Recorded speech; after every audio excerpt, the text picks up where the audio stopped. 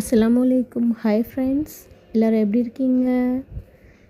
நம்ம இன்றைக்கி பார்க்க போகிற டிஷ்ஷோட நேம் பார்த்திங்கன்னா fried rice with cauliflower Manchurian தான்.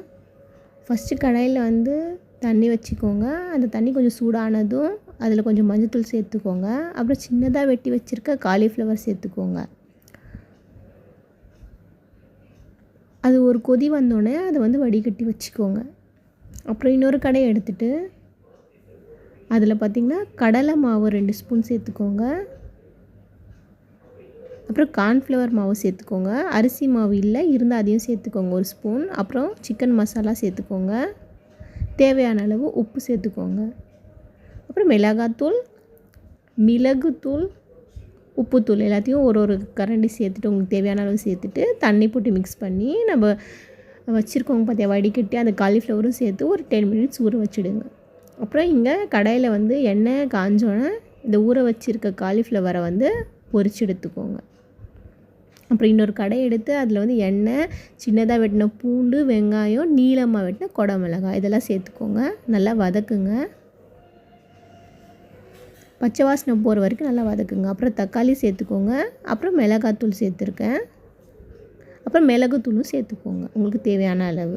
காரம் எவ்வளோ உங்களுக்கு தேவைப்படுதோ அதை சேர்த்துக்கோங்க. அப்புறம் 1 spoon soya sauce, 2 spoon tomato sauce சேர்த்துருக்கேன். அப்புறம் தேவையான அளவு உப்பு சேர்த்துட்டு நல்லா வதக்குங்க பச்சை வாசனை போகிற வரைக்கும். அப்புறம் மல்லித்தழை,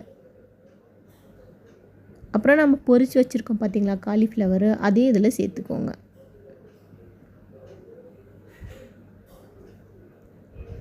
அப்புறம் நல்லா எல்லாத்தையும் மிக்ஸ் பண்ணிவிட்டு ஒரு டம்ளரில் ஒரு 1/2 டம்ளர் தண்ணி எடுத்துகிட்டு அது கார்ன்ஃப்ளவர் மாவு கொஞ்சம் 1 ஸ்பூன் போட்டு கலக்கி அதையும் அதில் சேர்த்துருக்கேன். அப்புறம் தேவையான கொஞ்சம் தண்ணி ஊற்றி நம்ம கிரேவி பதத்துக்கு அதை மிக்ஸ் பண்ணி எடுத்துக்கலாம். கொஞ்சம் நேரம் அது வேகணும்.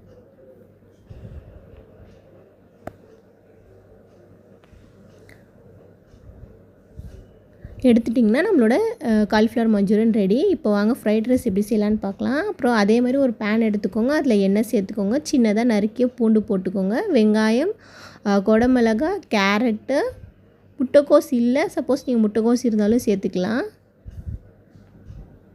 அப்புறம் சோயா சாஸ், டொமேட்டோ சாஸ், உப்பு, மிளகுத்தூள் எல்லாத்தையும் சேர்த்து நல்லா வதக்குங்க. அப்புறம் மல்லித்தழை, ஃப்ரைட் ரைஸ் ஹாப்பிமா மசாலா அது வருது, அதை நான் ஆட் பண்ணேன் டேஸ்ட் நல்லா வருன்றதுனால.